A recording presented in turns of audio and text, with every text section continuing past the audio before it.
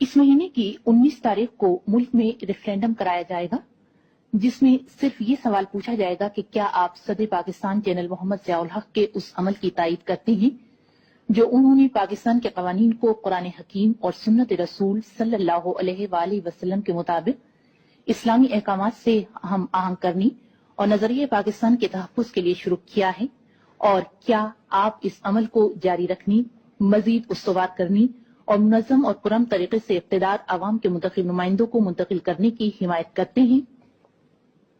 अगर वोट डालने वालों की अक्सरियत ने इस सवाल का हाँ में जवाब दिया तो उसका मतलब होगा कि पाकिस्तान के अवाम ने मौजूदा हुकूमत पर एतमाद किया है, उसकी पॉलिसियों की तायीद की है और जनरल मोहम्मद ज़ियाउल हक को आइंदा 5 साल के लिए सदर मुंतखब। अस्सलाम वालेकुम अजीज अहमदिया। 12 नवंबर 2025 दिन के 3:30-4 बजे पाकिस्तान के तारीख के अंदर बहुत ही इवेंटफुल डेज़ के अंदर से एक दिन ऐसा है कि जो तारीख के अंदर याद रखा जाएगा। सुबह एक बात होती है, शाम दूसरी और रात को एक और ये बात कहाँ जाकर ठहरेगी ये तारीख ने रिकॉर्ड करनी है। इंशाअल्लाह Pakistan will win, we will emerge victorious and the people of Pakistan will triumph and democracy and human rights will prevail in Pakistan rather than autocratic and corrupt rule. अगर मैं चीफ ऑफ आर्मी स्टाफ होती तो 3 बार अपने आप को extension दे देती। अगर मैं कू में प्रेसिडेंट बन जाती तो मैं बार बार धोखे के रेफरेंडम करके इलेक्ट हो जाती। खाली लीगली इलेक्टेड प्राइम मिनिस्टर के ऊपर एक पाबंदी लगाई गई है, मगर टर्की में भी ये किया गया था। पर आपके फादर ने भी तो ये किया था ना, चीफ मार्शल एडमिनिस्ट्रेटर बन गए। नहीं, he never declared martial law. But he became himself the chief of everything. No, please, there was no law. जब वो टेक ओवर किए थे वहां कोई कानून नहीं था, खाली मार्शल लॉ था, तो इसलिए उनकी swearing in as martial law हुआ, मगर वो मार्शल लॉ नहीं बनने चाहते थे और उन्हें फौरी तौर पर अबूरी आइन मुल्क को दिए, क्योंकि उनका सोच था कि एक सिविलाइज्ड मुल्क के अंदर कॉन्स्टिट्यूशन होना चाहिए। अभी टर्की के अंदर भी प्राइम मिनिस्टर के ऊपर बैन लगाया गया था कि ट्वाइस इलेक्टेड प्राइम मिनिस्टर तीसरे दफा प्राइम मिनिस्टर नहीं बन सकते, मगर टर्की के अंदर फिर उन लोगों ने 1 हफ्ते के लिए किसी और को बना करके कानून तब्दील करके खुद बन गए। मैं तवज्जो आपकी चाहता हूं, जिस दिन पाकिस्तान टूटा था मेरा वालिद 41 साल का था, बीबीसी पे खबरें सुन रहा था, मैं उनके पास था, छोटा था मैं, वो खबरें सुन रहे थे, उठते थे बैठते थे, ओहो उनको हार्ट अटैक हुआ, वही डेथ हो गई उनकी। मैं उस दिन यतीम हुआ था जिस दिन पाकिस्तान टूटा था। अब मजीद पाकिस्तान तोड़ने की तरफ लोगों को नहीं जाने देंगे हम। इस तरह की आईनी तरामीम जब आइन को इररिलेवेंट कर देंगे, पाकिस्तान को जोड़ने वाली कौन सी चीज बचेगी? जब ताकतवर ताले आजमा चाहे गोलियां मारे, अमेरिका में गोलियां मारे, इस्लामाबाद डीचो के सामने 26 नवंबर को गोलियां मारे, कोलैटरल डैमेज हो, लोग बच्चे मरे, कोई चेक करने वाला हो, कोई जवाबदेही ना हो। यही तो किसी कातिल से पूछना चाहिए। अगर प्रेसिडेंट के किसी बेगुनाह को कत्ल कर दे, उससे नहीं पूछा जाएगा।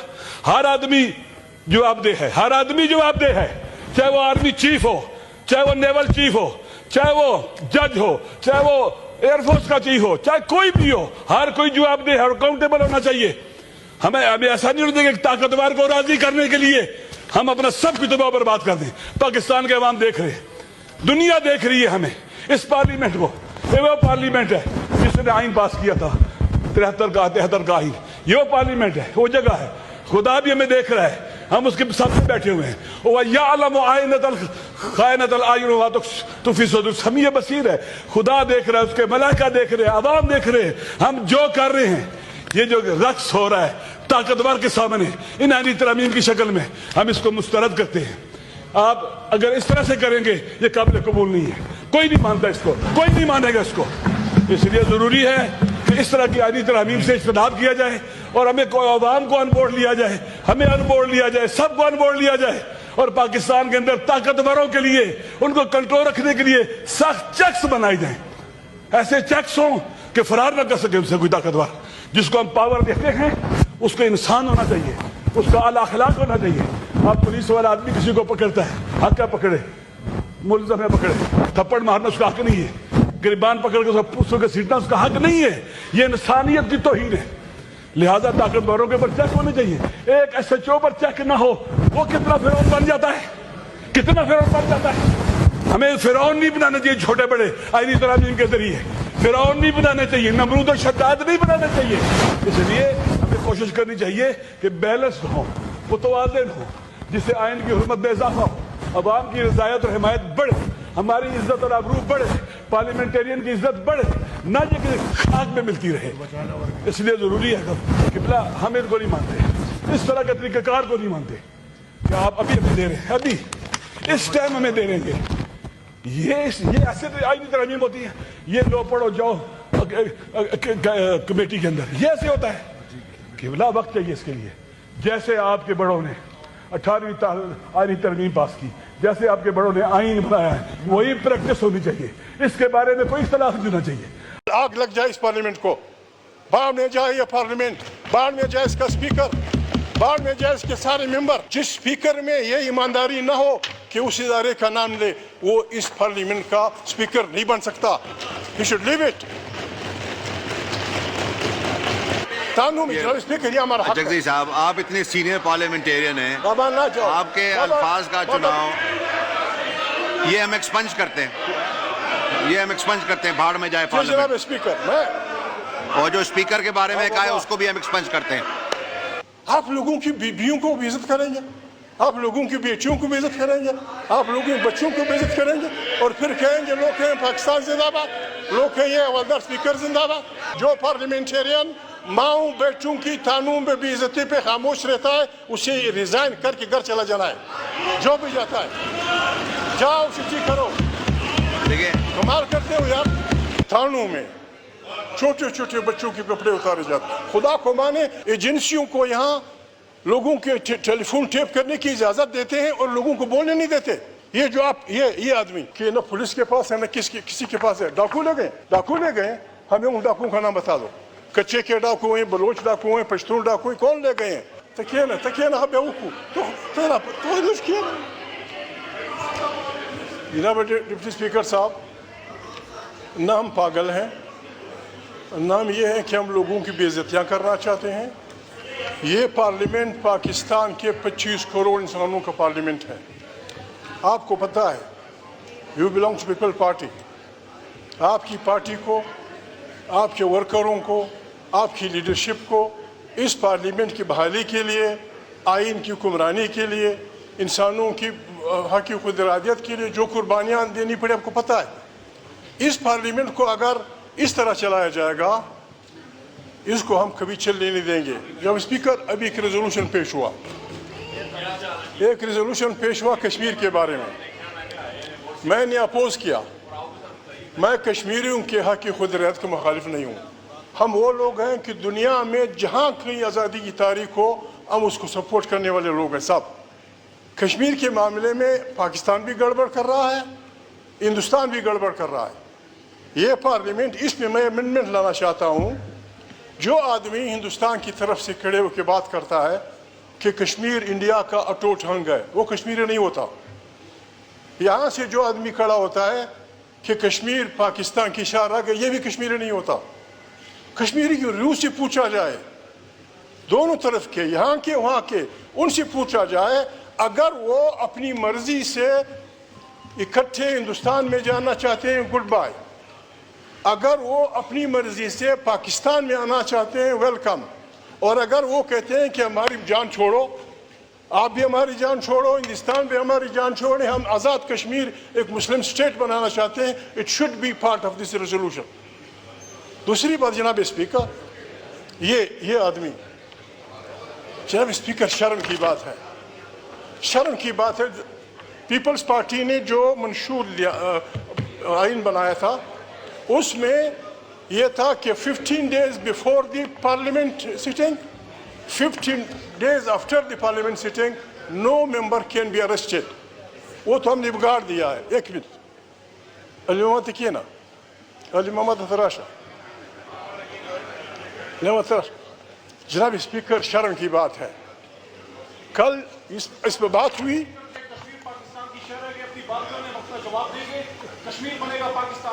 ٹھیک ہے بتاؤ اگر وہ آپ کے ساتھ جانا چاہتے ویل اینڈ گڈ. میں کہتا ہوں کہ ان سے روح سے پوچھو اگر وہ آزاد اسٹیٹ بنانا جی یہ ان کی اپنی مرضی. جناب اسپیکر کل آپ کی جگہ اسپیکر بیٹھا ہوا تھا. میں نے آج غصے میں کہا کہ حوالدار اسپیکر حوالدار اس لیے جناب اسپیکر خدا کو مانے 25 لاکھ کروڑ انسانوں کا وہ ہے. آپ ایجنسیوں کو یہاں لوگوں کے ٹیلی فون ٹیپ کرنے کی اجازت دیتے ہیں اور لوگوں کو بولنے نہیں دیتے, لوگوں کو آپ بحث کرنے نہیں دیتے. یہ جو آپ یہ آدمی اسپیکر صاحب کہہ رہا تھا کہ جی مجھے لوگوں نے بتایا ہے کہ نہ پولیس کے پاس ہے نہ کسی کے پاس ہے. ڈاکو لے گئے ہمیں ان ڈاکوؤں کا نام بتا دو. کچے کے ڈاکو ہیں, بلوچ ڈاکو ہیں, پشتون ڈاکو ہیں, کون لے گئے ہیں؟ جو لے گئے ہیں جس اسپیکر میں یہ ایمانداری نہ ہو کہ اس ادارے کا نام لے وہ اس پارلیمنٹ کا اسپیکر نہیں بن سکتا. He should leave it. ہم کہاں جائیں غریب آدمی کہاں جائے؟ موحدری صاحب یہ لڑکا وہ لڑکا. جناب اسپیکر مجھے شرم آتی ہے, میں خدا سے ڈرنے والا آدمی ہوں, میں انسانوں سے نہیں ڈرتا. لا خوف علیہم ولا ہم یحزنون. لیکن جناب اسپیکر میں کچھ نہیں کہہ سکتا. یہ جو کچھ تھانوں میں ہو رہا ہے آپ کو پتا ہے لوگوں کے بہنوں کے ساتھ کیا ہو رہا ہے, لوگوں کی بیٹیوں کے ساتھ کیا ہو رہا ہے. اس پارلیمنٹ پہ بیٹھی ہوئی عورتیں ہم کو بتائیں گی کہ ان کے ساتھ کیا نہیں ہوا. اس پہ ہماری پارلیمنٹ نہیں بولے گی. آگ لگ جائے اس پارلیمنٹ کو, باہر میں جائے یہ پارلیمنٹ, باہر میں جائے اس کا اسپیکر, باہر میں جائے اس کے سارے ممبر. جناب اسپیکر آپ لوگوں سے پوچھو خدا کو مانے جناب اسپیکر. چھوٹے بچوں کو تانوں میں جناب اسپیکر یہ ہمارا حق ہے. جگدیش صاحب آپ اتنے سینئر پارلیمنٹیرین ہیں, آپ کے الفاظ کا چناؤ یہ ہم ایکسپنج کرتے ہیں, بھاڑ میں جائے جناب پارلیمنٹ. اسپیکر میں اور جو اسپیکر کے بارے میں کہا ہے اس کو بھی ہم ایکسپنج کرتے ہیں. جی بابا جی پٹیل بابا پٹیل بھائی زندہ باد. جناب اسپیکر میں عرض کر رہا ہوں یہ سب میرے ماں باپ چھوڑ تکیے نا بابا مان نہ آرام سے بابا صحیح اگر جو پارلیمنٹیرین میں پھر کہتا ہوں میں آپ کی خاطر جو پارلیمنٹیرین ماؤں بیٹوں کی تانوں میں بے عزتی پہ خاموش رہتا ہے اسے ریزائن کر کے گھر چلا جانا ہے. جو بھی جاتا ہے جاؤ سچی کرو. دیکھیے کمال کرتے ہو یار. جناب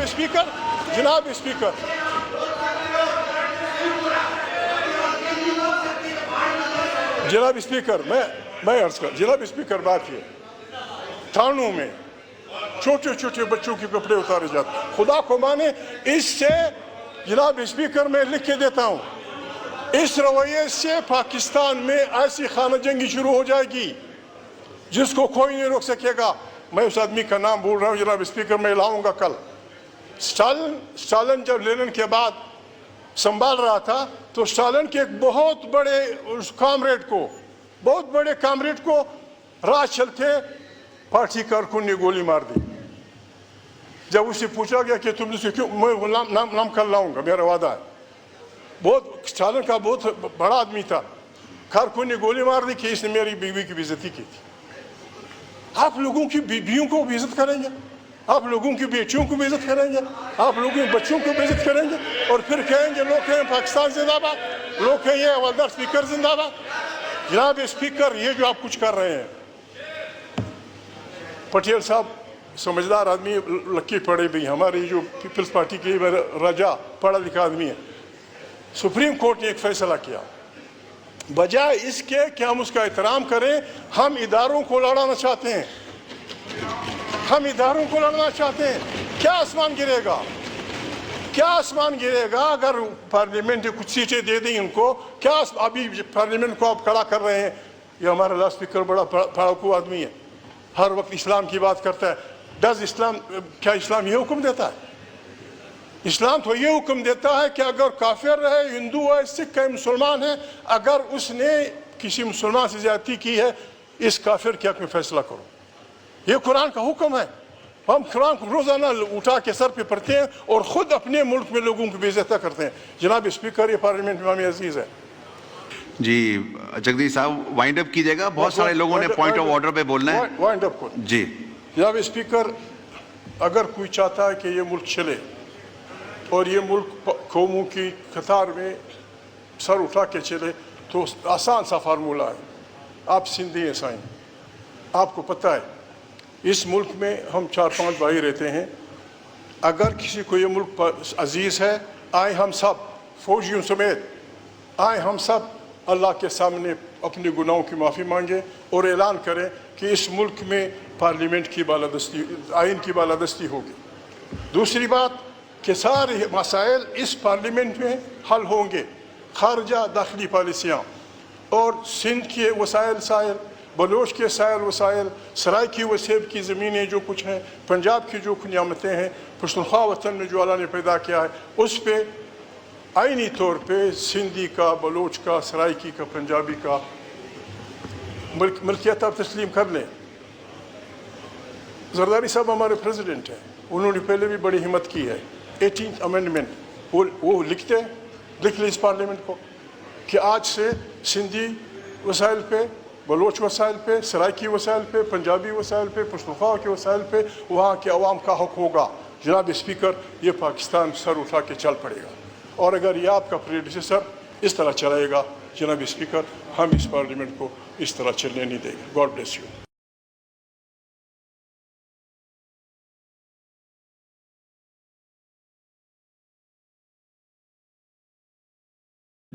جب جنگ بدر کے بعد مکہ کے کفار کے قیدی پکڑے گئے تو ہمارے نبی صلی اللہ علیہ وسلم نے کہا کہ ایک قیدی کو واپس کرنے سے پیسے ملتے تھے. اس وقت مسلمانوں کے پاس پیسے ہی نہیں تھے، چھوٹی سی امت تھی. تو انہوں نے تب کہا کہ اگر جو بھی مکے کا قیدی 10 مسلمانوں کو پڑھا لکھا دے، اس کو کوئی پیسے دینے کی ضرورت نہیں ہے، وہ واپس جا سکتا ہے. تو ایک بڑی سوچ، ایک عظیم لیڈر کی سوچ تھی. آگے کا سوچ رہا تھا، وہ ایک قوم کو عظیم قوم بنانے کا سوچ رہے تھے. انہوں نے یہ ثابت کیا کہ اگر آپ اپنے کمزور اور غریب طبقے کو اوپر اٹھا دیں تو قوم اوپر اٹھ جاتی ہے. انہوں نے یہ چیز ثابت کی تھی. پہلی دفعہ دنیا میں فلاحی ریاست بنائی گئی تھی.